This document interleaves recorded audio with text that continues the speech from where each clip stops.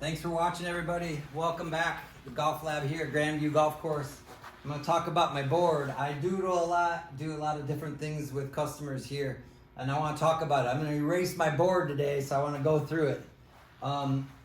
This is my main kind of go-to. On that shot, I mishit it a little bit to the left. It felt okay, so I go through a post-shot routine process of that was poor direction, a little bit left. Was it more club face or was it more arm swing direction or pull push? So with one customer, I added another line. So I put step one, if your direction's poor, let's change the ball position first, see if that's a simple fix. Then I would talk about club face control. Maybe I close the face or open the face. And then I would change my arm swing direction if those two things don't work. So I might try to pull it or push it or swing out versus in, depending on what's happening. So it's really just going through the process of how we assess mishits and then how we change it. So down from here, I'm gonna actually, this is my main, so when I'm gonna redraw my board, and this is gonna be more structured. So downward is, what's your mishit?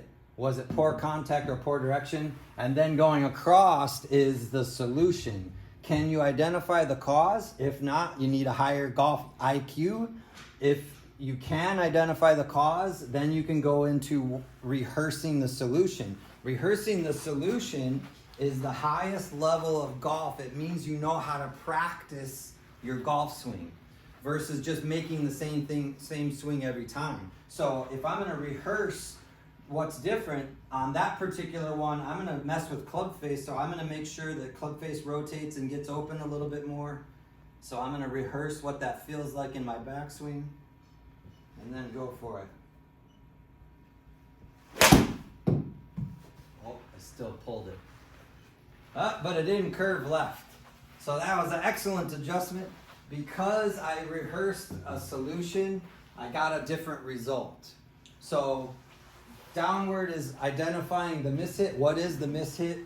And then across is now more mechanically what happened. How do you identify why the mishit happened?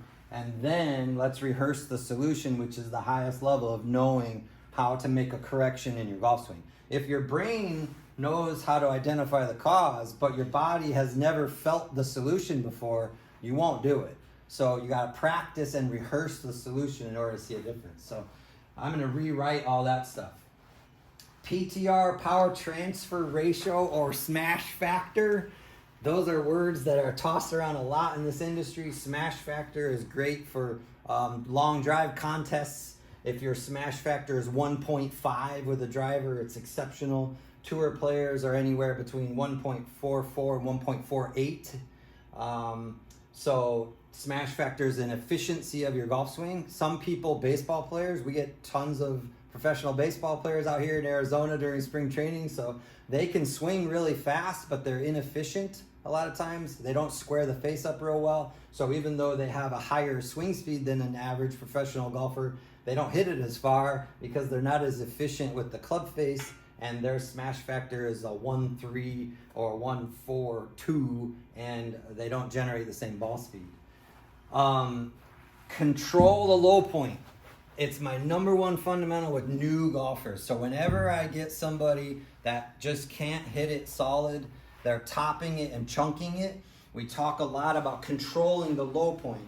Controlling the low point is brushing the grass or bottoming the club out to the turf every time, and then change the location. So some people, they start to hit the ground, but they're hitting the ground way back here, or hitting the ground over here, or inside or outside. So you got to know how to change the location. That's usually posture. So this is really important. Control the low point. I had a little diagram in here about bounce and roll. So there was a little bit of there was a 1-2 hop and then a spin. So I was trying to go through bump and runs versus high pitch shots.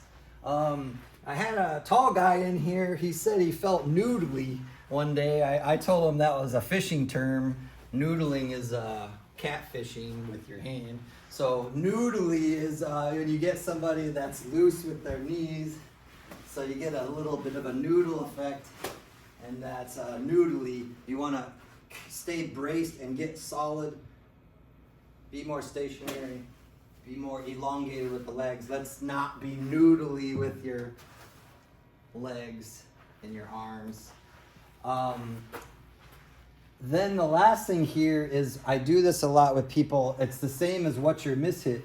You got to rate your shot. So post-shot routine, you rate your contact, you rate your direction, you rate your distance. So on this first shot that person hit, he said, oh, the contact sounded great. So we gave it a 9 out of 10. Direction was a little off, so we gave it a 7. And then distance control or distance was an 8. So then I did an average. What's the average for those? What happens a lot of times is people will feel like they made poor contact, but the direction's perfect and it went the right distance, so it must have been a good shot. So don't be so emotional and critical about the fact that it doesn't always feel good. That happens a lot in golf, where we hit it a little off center, and we don't get that tuning fork going off in your hands. And so even though it didn't feel or sound really good, the outcome was a good number. If you top it or you chunk it, then we're going to get a really low score for your contact. So a 1 or a 2 is a very poor swing. I call that an extreme miss hit, and we want to fix those. That's typical with new golfers. They have very extreme miss hits and poor contact. At the higher level, the contact's almost always a 7, 8, or 9, but they could be more critical of direction and then more critical of distance control. Distance control would be the greatest outcome of a good golfer. If you can control your distance plus or minus a few yards, you're one of the greatest golfers in the world. Forget about how straight you hit it. If you can get the distance right, you're more accurate as a golfer. So, and this was just my terminology of which way the letters should be written whenever you read. You always want to look to that side with the letters starting up. I don't know. Some kind of weird thing I was looking up on Wikipedia or something. So, that's it. I'm going to start over. I'm going to start erasing this right now while we cut out. So thanks, and let's see what happens on the next board.